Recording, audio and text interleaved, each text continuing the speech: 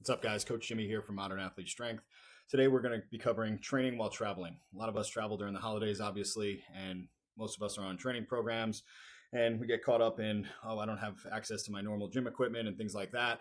And they just call it a wash if you're traveling. So, I'm going to talk about some ways to mitigate that to still stay on track and progress forward, even if you're not in your normal training situation. So, a couple things you got to ask yourself first is basically have a plan. So, what I mean by that is, look ahead. What equipment will you have access to? Is it going to be a hotel gym? Is it going to be a local gym where you're staying? Is it going to be equipment that you may be able to bring with you? I know myself, I'll be traveling for the holidays a little bit and I'm going to bring some equipment with me, even if it's as simple as we'll get into some of the equipment, but like a band, a backpack, or multiple bands, backpack, things like that. And we'll talk about how to implement that in the training program. But what equipment will you have access to? The other part is try to follow the same structure you're currently on. So if you're on one of our teams, we typically follow a total body model. So just following the exercise categories will be really important. And then when in doubt, get outside. What I mean by that is get outside for a ruck, get outside for a walk, get outside for a run, and just get outside. Get outside of your normal. Again, you can still follow your normal training plan, but there's a lot to be said about getting outside. So that is the first part. Next one, travel equipment. Like I alluded to, I like to pack bands, a backpack if you can sneak some weights into it. I know, obviously, if you're traveling on a plane, things like that, maybe a little bit more difficult, but backpack with some weights, so you can do a ruck. Jump rope is really easy. That travels well. Fat grips, if you have those, are a great option. You can throw those on dumbbells. You can throw them on bands, things like that. But just minimal equipment, but it just gives you a little bit more versatility than just doing your body weight exercises. All right. And then talking about the training categories here. So if you're limited equipment, total body. So what does that look like? That could be plyometrics. So that could be jumps and throws. Most of the time, if you don't have access to a med ball, you're not going to throw something, but jumping you can do anywhere for the most part. You could do clap push-ups or explosive push-ups to still meet that total body lift category. Next one is bands, either bands, dumbbells, or kettlebell deadlifts. So that's your total body category there. So step on a band, mimic a trap bar deadlift with the bands on the side, and still meet the intent of the total body lift category. Another one, banded good mornings, or if you have a weighted backpack, you could do a backpack good morning or something like that. So just touching on the total body lift category here.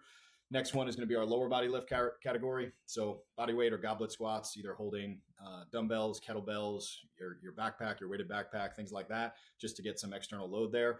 Single leg variations are always a go-to. Step ups, lunges, reverse lunges, lateral lunges, things like that to meet the lower body lift category. And then our last category being upper body. Main go-tos are going to be pull-ups, push-ups, dips, and then dumbbell pushing or pulling exercises to still meet the intent of the category. So it's not so randomized. Again, there's a time and place to sometimes just mix it up and do some random workouts, but I know myself, I like sticking with a structure. And if I were to just walk into a gym with no plan or just walk outside with no plan, I'd be missing dropping the ball there. So I just like to have some sort of idea going into my training of what I'm trying to get accomplished. Another thing you can do when you may not have a barbell that you can load to the weight you want to is change up the tempo. You could slow lifts down, meaning slow down the eccentric, because that increases the time under tension. You could add pauses in a goblet squat or a bodyweight squat or a push up or something like that to still get a stimulus without having to load to the normal intensity you would, so you could slow down that tempo. And the other part is be explosive. I know in my programming for Lunch Pail, I typically go a heavy movement, a speed movement, and then a volume movement. So heavy would be your typical strength movements, whether it's squat, bench, or deadlift. So in that category, I would slow things down to meet the intent of just overall time under tension, make things a little bit more difficult without having to overload with weight that you may not have access to. Same thing with pauses. And then for my second category is usually explosive. So just have intent to be explosive. If you're doing a jump, make sure it's explosive. I typically do like a speed squat in my training programs, but if you don't have access to a barbell, you could absolutely do some sort of vertical jump, squat jump, things like that, but have the intent. So you're still meeting the training intent, even though you don't have the stimulus of your normal gym equipment. So another great way to still meet the intent of the program, but just making slight tweaks in it to keep you on track. So then when you are back in the weight room, you're not set back because you haven't touched those movements in a couple weeks while traveling. Another thing I like to do while traveling is the 13 stripes and 50 stars workout. Here's a sample workout. So As I've mentioned, I like structure. So if you're to look at this, it's basically a total body movement, a lower body, an upper body, and then either a carry, a cardio, or a core exercise. So this is just a sample for you, but 13 exercises, 50 reps, or 50 seconds, or 50 yards or meters for each exercise. So burpees is up there. So again, minimal, no equipment, just your body weight for 50 reps, body weight squat for 50 reps, push-ups.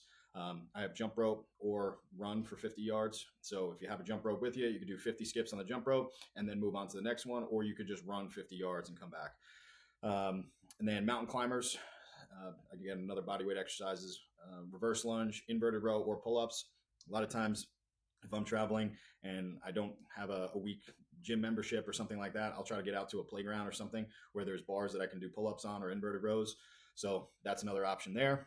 Back to your cardio. So either jump rope or run, squat jumps, bands if you got them, banded good mornings, band pull aparts, core or cardio there, and then banded deadlifts. That's just a sample, but feel free to use this template and plug in whatever exercise you prefer to do.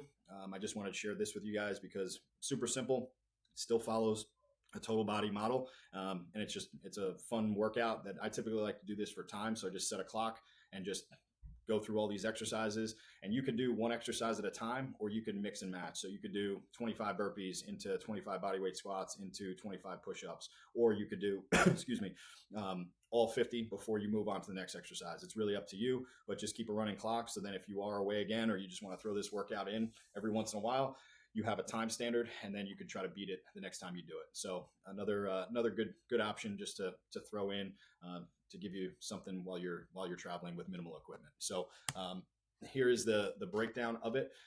Like I said, your total body, and then I give you the category. So if you want to do it on your own, I give you on the left is what the exercise category is, and then on the right is what should be in that category. So you just choose one from each category. If you have access to a gym, the assault bike is great, treadmill, sprint, battle rope, shuttle run, sandbag carry, jump rope, things like that.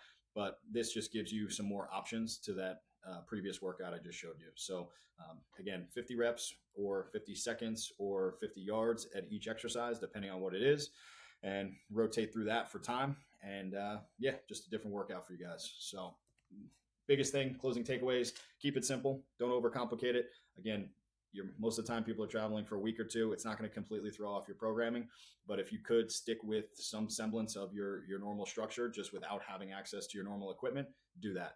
Prioritize getting outside. I think it's important for your body, your mental health, everything. Just getting outside, put in some miles, and I think that's important there. And then get creative. So I gave you that 13 stripes and 50 stars workout. It's not your normal training, but a good option for you. So get creative. Don't lose sleep over it. Have fun and enjoy the holidays. Thank you.